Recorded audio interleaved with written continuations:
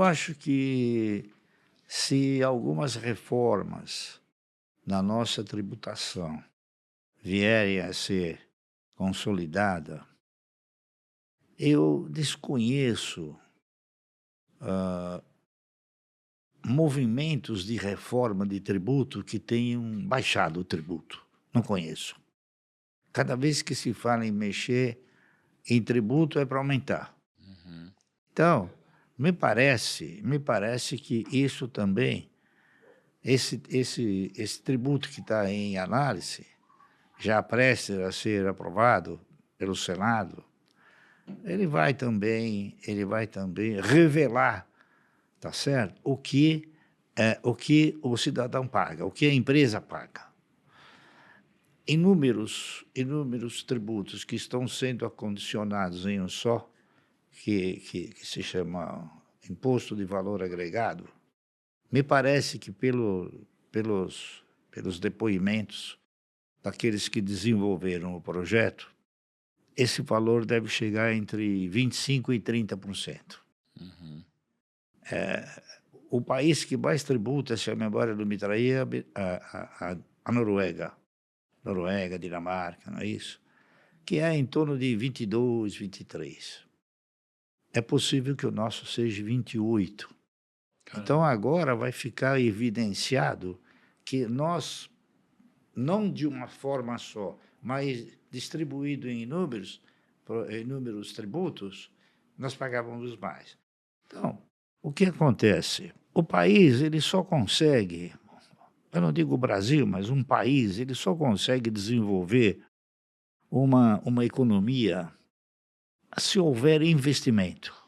Se não houver investimento, não adianta, porque não adianta os governos desejarem distribuir riqueza se eles não conseguem gerar a riqueza. Está entendendo? Então, ninguém vai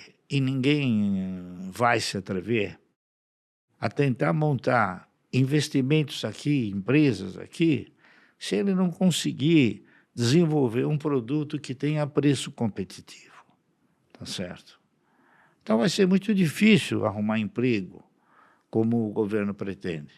Aliás, eu diria o seguinte: há pouco tempo atrás, o governo que fala em arrumar emprego andou penalizando a fábrica da Taurus, né?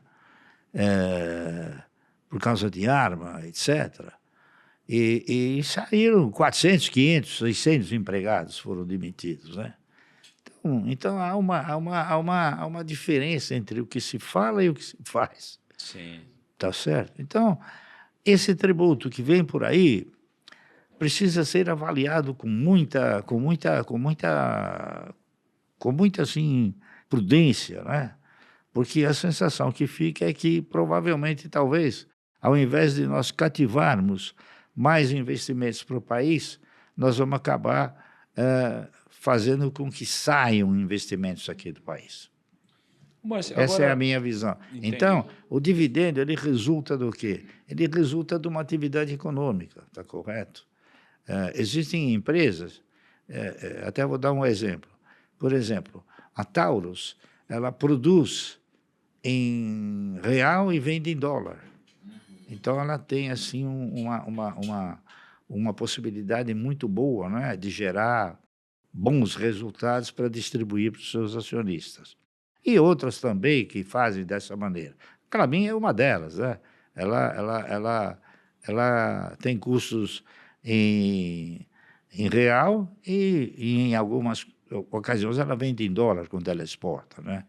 Então é muito importante para o país voltar a criar uma estrutura industrial que suporte um contingente de empregadores, de empregados, melhor dizendo, tá certo?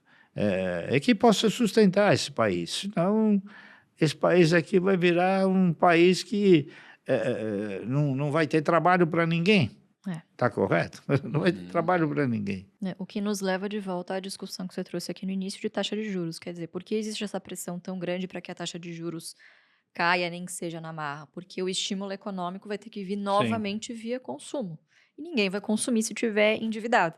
Então, uma coisa leva a outra. Então, a taxa de juros vai precisar cair, então tem o programa Desenrola, enfim, que são iniciativas como o nosso, né, próprio digníssimo presidente anunciou, que é para você fazer novas dívidas saudáveis, né? Então, Uhum. quer Mas eu dizer, não de acho novo, é um que- crescimento que não é perene, porque não é via investimento, né? Então, Eu não acho que é complicado. somente a taxa de juros. Eu acho que o nosso país ele alcançou um estágio que é um estágio muito importante de ser debatido, né? Vejam, senhores, cada vez que cada vez que tem que se reajustar uma remuneração para as massas, é 2%. Cada vez que você vai reajustar uma remuneração para aqueles que não geram riqueza, é 50%. Está entendendo? Um deputado, ele não gera riqueza. Ele não trabalha que nem um operário. Por que ele ganha tudo aquilo e o operário ganha tão pouco? Essa distância de geração de renda é muito importante. Então, nós temos que rever isso aí. Nós temos uma população que ganha pouco. O consumo tem que ter o quê? O cidadão, para consumir, ele tem que ter renda. Se ele não tiver renda, não há consumo. Se não houver consumo, não há produção, a menos que você exporte. Está entendendo? Então, a questão da renda no país tem que ser revista com muita urgência.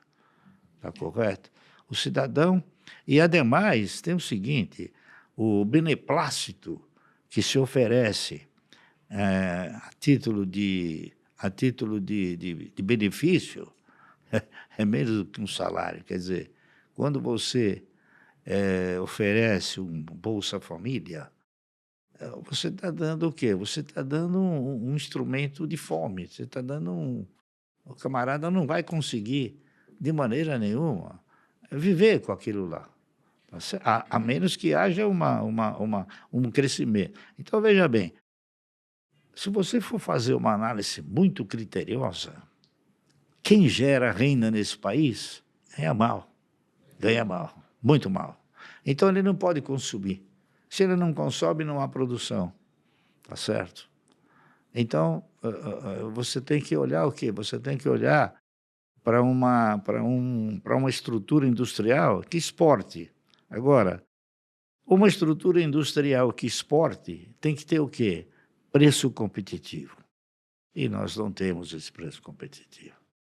Então, a economia está, como se diz na gíria, numa sinuca de bico. Está entendendo? O que se fala é diferente do que se faz. Sim. Essa aqui é a minha opinião. Os governos deveriam fazer mais. Ao invés de tentar aumentar tributo, seria reduzir custos. Tá certo? E isso me parece que vai ser muito difícil. E retornar para o cidadão, né? Que não acontece. Né? Geralmente, né, tem muitas medidas que a gente ouve, às vezes, o governo anunciando, que parecem que são medidas boas para quem ganha menos. Mas, geralmente, a gente vê que os mais impactados no médio e longo prazo, geralmente, são essas mesmas pessoas Claro. que estão aplaudindo um movimento que, economicamente, às vezes, não faz sentido. 47 milhões em 2020, 370 milhões em 2021, 382 milhões em 2022. Você sabe o que são esses números? É o total de dividendos que o meu pai, Luiz Barsi, recebeu a cada ano com as ações que ele possui. O meu pai partiu do mais absoluto zero, ele foi engraxate na infância. Em seus primeiros anos de bolsa, ele, como tantos outros, deve ter recebido o equivalente a só 1.000 ou 10.000 em dividendos anuais. Só que se você reinveste os seus dividendos todos os anos, eles começam a crescer como uma bola de neve.